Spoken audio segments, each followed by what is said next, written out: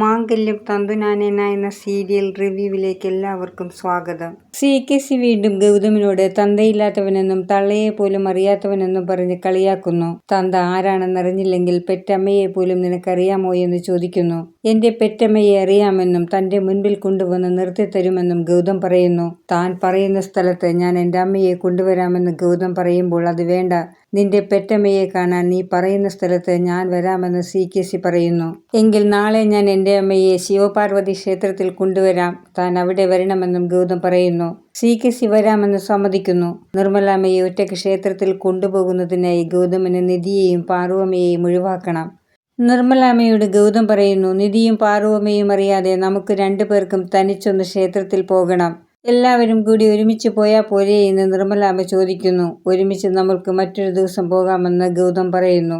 പാർവതിയമ്മ ഗൗതമും നിർമ്മലാമ്മയും പോകുന്നത് കാണുന്നുണ്ടെങ്കിലും അവർ പല നുണകളൊക്കെ പറഞ്ഞ് അവിടെ നിന്നും പോകുന്നു. നിർമ്മലാമ്മയാണ് പെറ്റമ്മയെന്ന് ഗൗതം അറിഞ്ഞോ എന്നൊരു പേടി പാർവതിയമ്മയ്ക്കുണ്ട്. നിധി വരുമ്പോൾ പാർവതിയമ്മയെ കൊണ്ടുപോകാതെ ഗൗതമും നിർമ്മലാമ്മയും കൂടി അമ്പലത്തിൽ പോയ കാര്യം പാർവതിയമ്മ പറയുന്നു. ഉടനെ ഗൗതമിനെ നിധി വിളിക്കുന്നു. വെറുതെ വന്നതാണെന്ന് ആദ്യം ഗൗതം പറയുന്നുണ്ടെങ്കിലും പിന്നീട് ഗൗതം സത്യം പറയുന്നു.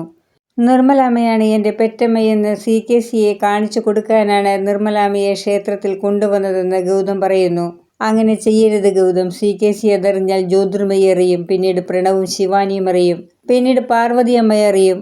അങ്ങനെ വന്നാൽ പാർവതിയമ്മ അത് സഹിക്കില്ല. നിധി എന്തു പറഞ്ഞിട്ടും ഗൗതം അനുസരിക്കുന്നില്ല. ഒടുവിൽ നിധി ക്ഷേത്രത്തിലേക്ക് പോകാനൊരുങ്ങുന്നു. നിർമ്മലാമ്മയെ ഇടയ്ക്ക് വിളിച്ചെങ്കിലും നിർമ്മലാമ്മ ഫോൺ എടുത്തിരുന്നില്ല. CKC ക്ഷേത്രത്തിലെത്തുന്നു. ഗൗതം പറയുന്നു, എൻ്റെ അമ്മ ക്ഷേത്രത്തിനകത്തുണ്ട്. എന്നാൽ ഗൗതമിനെ കാണാതെ നിർമ്മലാമ്മ ക്ഷേത്രത്തിന് പുറത്തേക്ക് വരുന്നു. അതേസമയം നിധി ക്ഷേത്രത്തിലേക്ക് വരുന്നു. നിധി കാര്യങ്ങളൊക്കെ നിർമ്മലാമ്മയോട് പറയുന്നു. അങ്ങനെ അവർ CKCയെ കാണാതെ മാറി നിൽക്കുന്നു. CKC വീണ്ടും ഗൗതമിനെ കളിയാക്കി അവിടെ നിന്നും പോകുന്നു. ആകെ വിഷമിച്ച് നിൽക്കുന്ന ഗൗതമിനോട് നിധി പറയുന്നു, ഈ ലോകത്തിൽ എത്ര അനാഥ കുട്ടികളുണ്ട്, അവരുടെയൊക്കെ അച്ഛനമ്മമാർ ആരാണെന്ന് അവർക്കറിയാമോ? പിന്നെ എന്തിനാണ് ഗൗതം വിഷമിക്കുന്നത്? അമ്മയാരാണെന്നറിഞ്ഞിട്ടും അത് CKCയെ പോലെ ഒരാളോട് അതൊക്കെ പറഞ്ഞില്ലെന്ന് കരുതി വിഷമിക്കുന്നത്.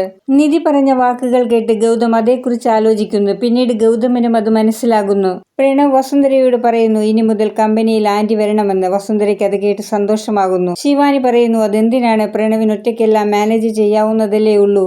നിനക്ക് ബിസിനസിനെ കുറിച്ച് എന്തറിയാം ശിവാനി, അതുകൊണ്ട് നീ ഈ കാര്യത്തിൽ അഭിപ്രായം പറയണ്ട.